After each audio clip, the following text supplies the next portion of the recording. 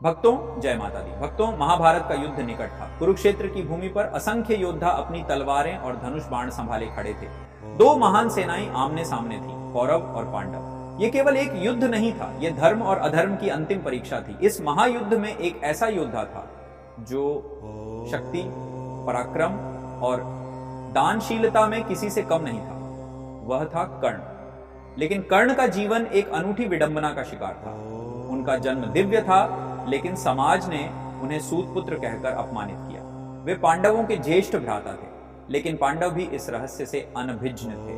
भगवान श्री कृष्ण जानते थे कि कर्ण की वीरता अद्वितीय थी। यदि वह धर्म की ओर आ जाता तो महाभारत का परिणाम कुछ और ही होता।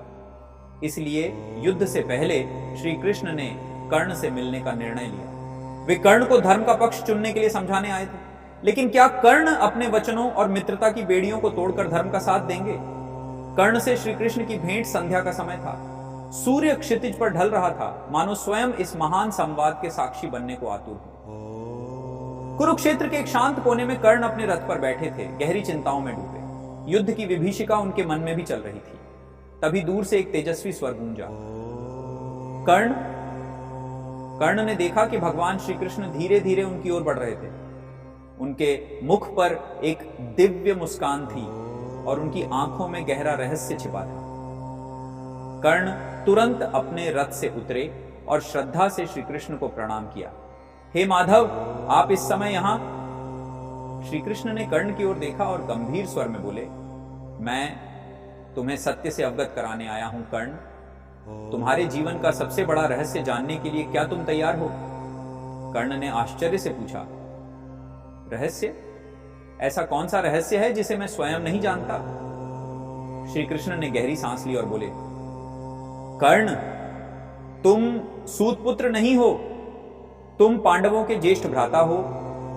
तुम्हारी माता कुंती हैं और तुम्हारे पिता स्वयं सूर्यदेव हैं। कर्ण का हृदय विदारक आघात यह सुनकर कर्ण के मुख से शब्द नहीं निकले। उनके हाथ कांप उठे, वे स्तब्ध रह गए। यह असंभव है, कर्ण ने कांपते हुए कहा। मैंने जीवन भर स्वयं को सूतपुत्र समझा, अपमान सहा, तिरस्कार झेला। यदि मैं कुंती का पुत्र था तो उन्होंने मुझे जन्म के बाद ही क्यों त्याग दिया? श्री कृष्ण ने करुणा भरे स्वर में उत्तर दिया, कुंती विवश थी कर्ण, वे अविवाहित थीं और समाज की मर्यादा से बंधी थीं। लेकिन उन्होंने तुम्हें सदा प्रेम किया। तुम्हारे जन्म के पश्चात वे मजबूरी में तुम्हें गंगा में प्रवाहित कर चुकी थी। कर्ण की आंखों में क्रोध और पीड़ा के आंसू छलक आए। तो इसका अर्थ यह है कि मेरी पूरी पहचान, मेरा पूरा जीवन एक झूठ था। जब मैंने शिक्षा प्राप्त करनी चाहिए तो मुझे सूतपुत्र कहकर अपमानित किया गया। जब मैंने द्रौपदी के स्वयंवर में भाग लेना चाहा तो मुझे नीचा दिखाया गया। जब मैं युद्ध करना चाहता हूं तो आप मुझे नया सत्य बताने आए हैं। यह न्याय नहीं है माधव। श्री कृष्ण ने कहा, मैं जानता हूं कर्ण, तुम्हारे साथ अन्याय हुआ है, लेकिन अब भी समय है। आओ, धर्म का पक्ष लो। पांडव तुम्हें अपना बड़ा भाई मानने को तैयार है। युधिष्ठिर तुम्हें राजा बना देंगे। दुर्योधन अधर्म के पथ पर है, तुम उससे दूर हो जाओ। कर्ण का धर्म संकट, वचनबद्धता बनाम सच्चाई, कर्ण का हृदय द्वंद्व में फंस गया। उनके मन में विचारों का तूफान उमड़ रहा था। क्या वे अपने सच्चे भाइयों के साथ जाएं या फिर उस दुर्योधन के प्रति अपनी निष्ठा निभाए जिसने उन्हें अपनाया था? कुछ देर मौन रहने के बाद कर्ण ने गहरी सांस ली और कहा, हे माधव, आप सत्य कह रहे हैं, लेकिन मैं अपनी निष्ठा नहीं तोड़ सकता। जब पूरी दुनिया ने मुझे अस्वीकार कर दिया तब दुर्योधन ने मुझे अपनाया। उसने मुझे राजपद दिया, मित्रता दी, सम्मान दिया। मैं उसे छोड़कर जा नहीं सकता। मैं अपने वचनों का दास हूं। श्री कृष्ण ने देखा कि कर्ण अपने निर्णय पर अडिग हैं। वे जानते थे कि कर्ण सत्य जानते हुए भी अपने वचनों के कारण विनाश की ओर बढ़ रहे हैं। श्री कृष्ण बोले, कंटेंडेंट, कर्ण, यह तुम्हारा निर्णय है और यही तुम्हारा भाग्य लिखेगा। लेकिन याद रखना, अंत में केवल सत्य और धर्म की ही विजय होती है। महायुद्ध और कर्ण की नियति युद्ध का दिन आया। कर्ण, जिन्होंने श्री कृष्ण के प्रस्ताव को अस्वीकार कर दिया था, कौरवों की ओर से युद्ध के मैदान में उतरे। वे अर्जुन से भिड़े। दोनों महान धनुर्धर आमने सामने थे। युद्ध के दौरान नियति ने कर्ण के साथ क्रूर खेल खेला।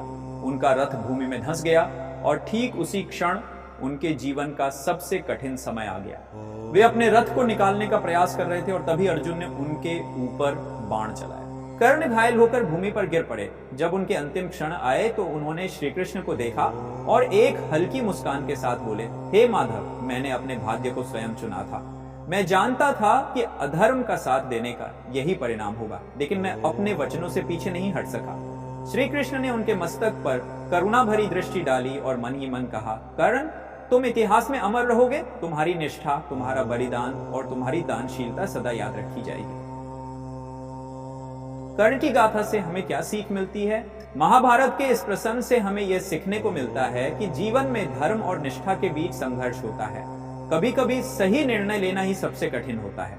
कर्ण सत्य को जानते हुए भी अपने वचनों के कारण अधर्म के साथ खड़े रहे और अंततः इसका परिणाम उन्होंने स्वयं भुगता। लेकिन उनकी वीरता, दानशीलता और त्याग उन्हें इतिहास में अमर बना गई। अंततः सत्य की ही विजय होती है। जय श्री कृष्ण, जय कर्ण। अगर आपको यह वीडियो पसंद आई हो तो इसे लाइक करें, अपने दोस्तों और परिवार के साथ शेयर करें और हमारे चैनल को सब्सक्राइब करना ना भूलें ताकि आपको ऐसी ही अद्भुत और रोचक कहानियां मिलती रहें। जय श्री कृष्ण, जय कर्ण। मिलते हैं अगले वीडियो में। तब तक के लिए सभी भक्तों को जय माता दी।